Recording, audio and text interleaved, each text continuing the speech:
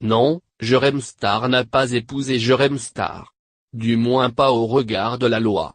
Dimanche, le célèbre blogueur spécialisé dans la télé-réalité avait fait le buzz en révélant dans Les Terriens du dimanche qu'il allait devenir le lendemain le premier homme à se marier avec lui-même en France.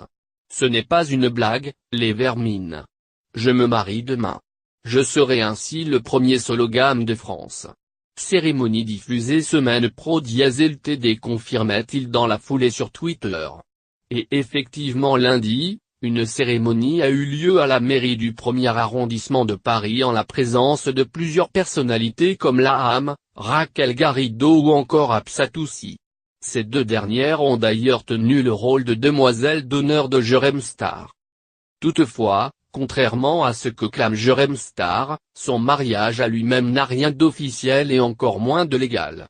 Si la sologamie est reconnue par la loi aux États-Unis ou encore au Japon, ce n'est en effet pas le cas en France, et ce pour une raison toute simple: un mariage doit obligatoirement être consenti par deux personnes, peu importe leur sexe. Dans le cas de Jérém Star, une autre raison empêche son mariage à lui-même d'être valable: un mariage doit être prononcé par un officier d'état civil dans la salle des mariages. Or, comme la mairie du 1er arrondissement de Paris l'a confirmé à Non-Stop et Hop, aucun officiel n'était présent lundi pour prononcer le mariage de Jérém Star à lui-même.